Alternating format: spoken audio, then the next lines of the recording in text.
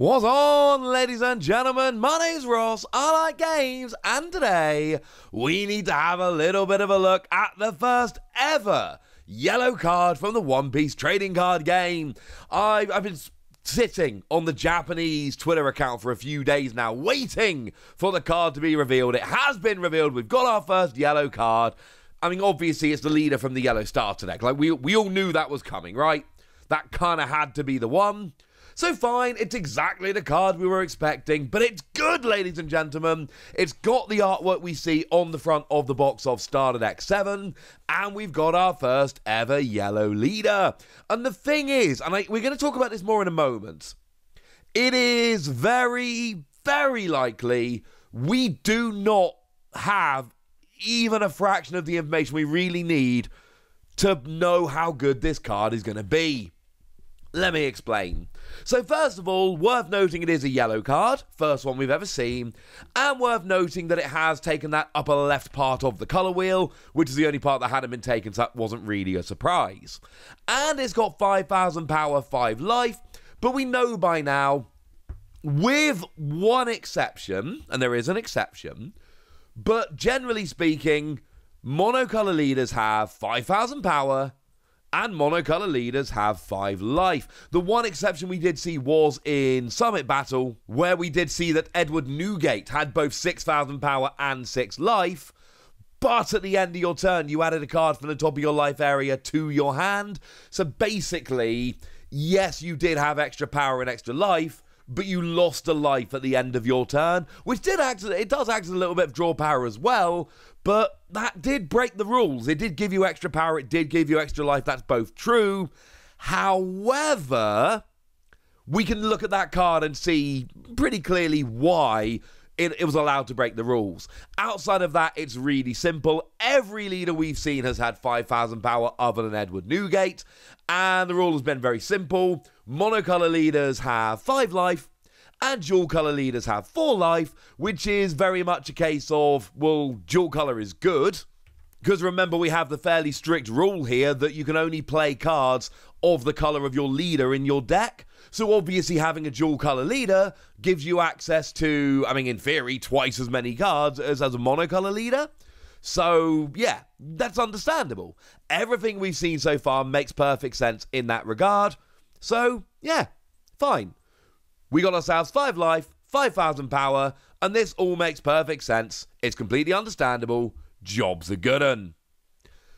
But it's a skill that really interests me here, because this is where things start getting super interesting, and it's where I start having an awful lot of questions. Now, our translation comes from the lovely Russ Marrow over on Twitter, though I've been playing around with it a bit as well, and we've got Charlotte LinLin, 4 Emperors / Big Mum Pirates, and we've got a skill, Don X2. When attacking, you may add the top or bottom card of your life to your hand, and then if your life is at 2 or less, place up to 1 card from your hand on top of your life. Now, there are certain ways we can say this is definitely brilliant, and there are an awful lot of questions that are raised by this skill. So starting off then with ways we know this is brilliant, it's kind of like optional Edward Newgate. But it's when you're attacking. Remember, Edward Newgate was at the end of your turn. You have to add a card from the top of your life to your hand, which was draw power, but you didn't always want to take that card, because remember, when your life's run out and your opponent attacks and gets it through, you lose the game. So you don't always necessarily want to take that life. Sometimes it's not worth it. Here, you can take it when you're attacking, but you don't necessarily have to. And you can take from the top or bottom of your life. Then we'll talk more about this in a minute, but as one example, remember, if you've got 2 life or less, you place up to 1 card from your hand on top of your life, so you might know what's on top of your life, so you can either take the top card of your life knowing what it is, or you take the bottom card of your life not knowing what it is, but knowing that you don't necessarily want the one that's on top of your life, as an example. So the fact that you can take from the top or the bottom, the fact that it is optional. Now, when I say optional, what I mean is you don't have to attack. With Edward Newgate, because it's a really nice parallel we can use, why we keep going back to it, Edward Newgate, at the end of your turn, you add that card. Here, it is when you attack. So if you don't want to add your life to your hand, you can just not attack. Now, it's up to you whether you see that as truly optional or not, because obviously if you're giving up your attack, that might not be something you necessarily want to do, but I'm just saying it is an option. You can choose not to attack, and then you can choose not to do this. Or you can just not have 2 Don on there, and it's top or the bottom of your life, which I absolutely love, like I've said. But then when your life is 2 or less, it's amazing. Because when your life is 2 or less, you place up to 1 card from your hand on top of your life. Now, you don't have to, it's up to, so this is definitely optional. However, this is amazing. Because now you're getting that extra draw. And remember, when you take a card from your life, you are essentially drawing a card. But you're not getting your opponent any closer to winning the game by removing your life. That is a wonderful, wonderful thing.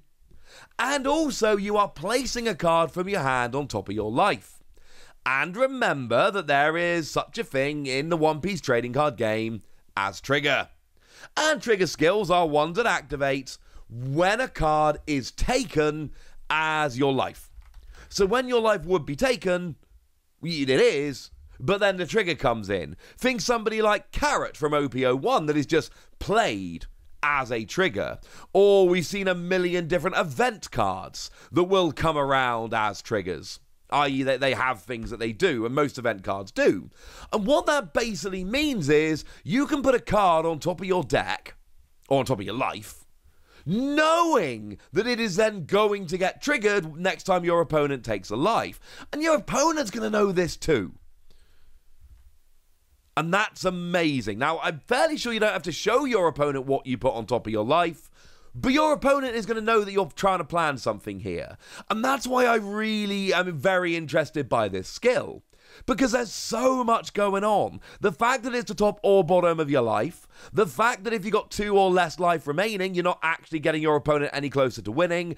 And the fact that you can essentially stack the top card of your life so that when your opponent takes one of your life, hey, that's fine, because you've put a trigger skill there to take advantage of. And here's the thing. We don't know what yellow cards are going to do.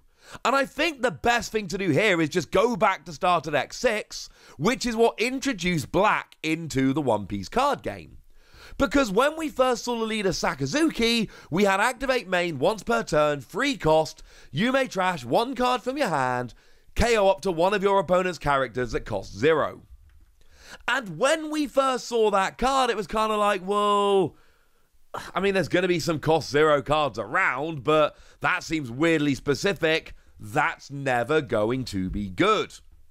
And then, of course, we saw the reveal of the black starter deck as it came around, and there were many, many cards that reduce the cost of your opponent's characters. The one cost Kobe, let you trash a card from your hand to KO one of your opponent's characters that costs 0. So again, like Sakazuki being able to take these KOs. But then you had things like Tashigi. Activate main, you can rest this character to give up to one of your opponent's characters -2 to their cost during this turn. Or Sengoku, when attacking, give up to one of your opponent's characters -4 to their cost during this turn. And it turned out that black was actually a color which was very much invested in lowering their cost and taking advantage of the fact that their cost had been lowered. And as soon as we started seeing all of those cards, the leader Sakazuki started making an awful lot more sense. Because now your opponent was going to have a bunch of 0 cost characters because you had a bunch of cards that could lower their cost. And that's what I'm getting at here. Because if we go to Digimon, and look, I know that when it comes to releases and set sizes and all of that, One Piece is following Digimon. I also know that when it comes to color skills, they're not following Digimon like that. I completely understand. However, Digimon has life. We call them security cards in Digimon, but it's the same thing. You take away all of your opponent's security Digimon, and then you get an attack through, and you win the game. In the same way that in One Piece, you take out all of their life, and then you get an attack through, and you win the game. Same basic concept. And in yellow, one of the special skills is recovery. And what recovery does is it allows you to put a card on top of your security stack, basically add to your security. Now, I'm not saying that is going to happen here, just to be clear. But I'm saying it might. I'm saying that it's a skill we've not seen in One Piece, that they could, not saying they will, but they could be saving for yellow, and then that would actually make things an awful lot more interesting. Because now, taking the top card of my security or the bottom card of my security into my hand becomes a lot more interesting when I can manipulate the top or bottom card of my security.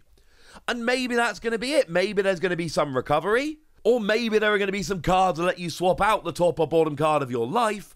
And under those circumstances, this becomes a way more interesting card. So all I'm saying is, for the time, and I'm not saying it will, I'm just saying it might. And that would make this way more interesting. For the time being, the fact that you're drawing extra, the fact that you're basically, when you get to the later stages of the game, stacking the top card of your life, all of these things are very, very interesting to me. But like we saw with Black when they first came around, hold your horses, ladies and gentlemen, because there is probably a bunch of stuff here that we are not yet being told. I, for one, am rather excited. But I want to know what you think. So let me know what you think about this leader. Let me know your predictions, what yellow we're going to do. Go nuts in the comment section, but be nice. And then make sure you like this video, subscribe to this channel, follow me on Twitter at TheWasi. That's where we talk about, well, One Piece and a bunch of other card games. And please do consider checking out patreon.com/PTCG Radio, where you can support the channel, get some bonus podcasts and all kinds of fun things. But by far the most important thing as always, look after yourselves till next time, would ya? Thank you very much for watching. My name's Ross, and you've been watching Wasi Plays.